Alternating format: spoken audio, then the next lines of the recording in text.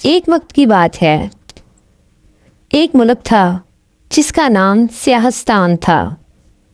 वहाँ का हर फर्द सिर्फ काले रंग के कपड़े पहनता था। बच्चे, जवान, बूढ़े सब सिर्फ सियाह लिबास में दिखाई देते। वहाँ की दीवारें, फर्नीचर, बस्ते, यहाँ तक कि खाने के बर्तन भी काले होते।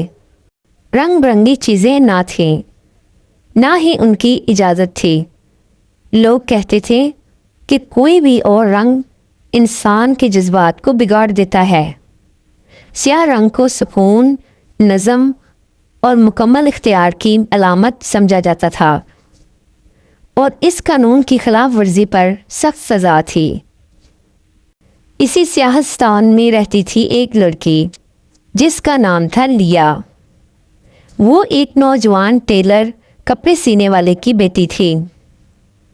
इसकी उम्र 17 साल थी और वो अपनी बीमार नानी के साथ एक छोटी सी बैक रूम वर्कशॉप में कपड़े सीती थी। अगरचे वो बाहर वालों के लिए स्याह कपड़े ही सीती थी, मगर इसके दिल में रंगों के लिए एक छुपा हुआ ख्वाब बसता था। लिया अक्सर रात को आसमान के तारों को देखती और दिल ही दिल में सोचती, अगर दुनिया में सिर्फ स्याह ही है तो ख्वाबों में इतने रंग कहाँ से आते हैं। एक दिन जब वो पुरानी खाली सिलाई वाली मशीन के नीचे सफाई कर रही थी तो उसे एक चमकदार रेशमी कपड़े का टुकड़ा मिला। वो किसी आम कपड़े जैसा ना था।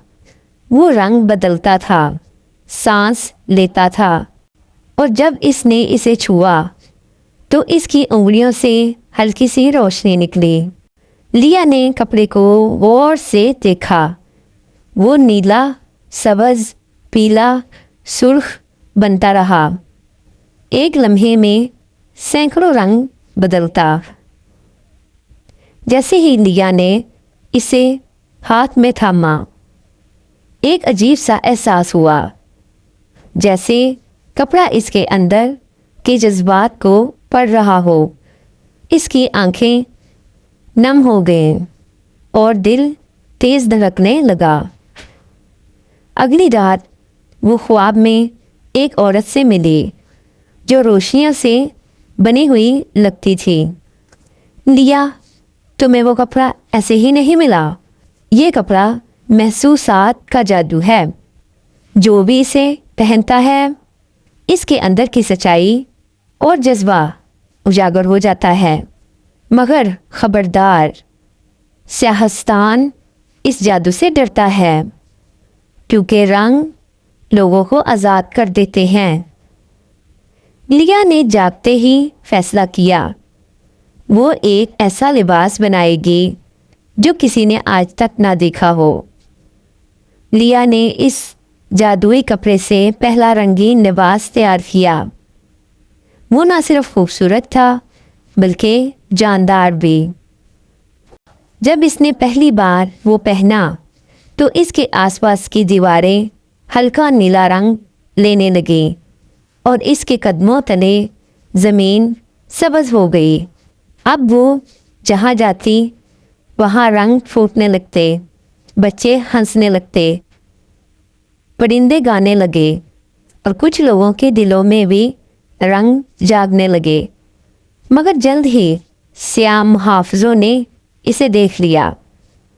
ये मुहाफ़िज़ ख़ास तौर पर तरबियत याफ्ता थे कि जादू या रंगों को ख़त्म कर सकें। उन्होंने लिया का ताक़ुब शुरू किया।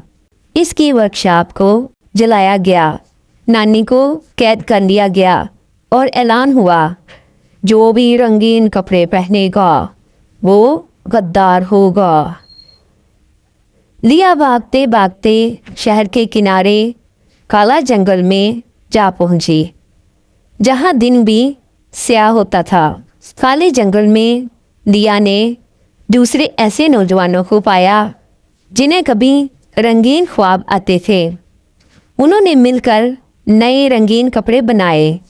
हर लिबास एक नया जज्बा जगाता और मोहब्बत, हंसी, हमदर्दी, दोस्ती और आज़ादी। एक दिन वो सब सियाहस्तान के मरकज़ में जा पहुँचे, स्याह महल के सामने। लिया ने जब रंगीन लिबास पहनकर कदम रखा तो ज़मीन थरथरा उठी। आसमान से रोशनियों की बारिश होने लगी। स्याह महल की दीवारें, जो सालों से जुल्म की इलामत थीं, धीरे धीरे सफ़ेद और फिर शफाफ हो गईं। लोग हैरत से इसे देखते रहे। फिर किसी बच्चे ने हंसकर कहा, ये कैसा खूबसूरत रंग है। लिया ने सबको बताया, स्याह सुकून दे सकता है, सफ़ेद पाकीज़गी, लेकिन रंग ज़िंदगी के जज्बात हैं। हर इंसान को अपने रंग चुनने का हक है। इस दिन के बाद सियाहस्तान का नाम बदलकर रंगिस्तान रख दिया गया। लिया को रंगों वाली टेलर कहा जाने लगा, वो जो कपड़ों से नहीं दिलों से जिंदगी सीती थी।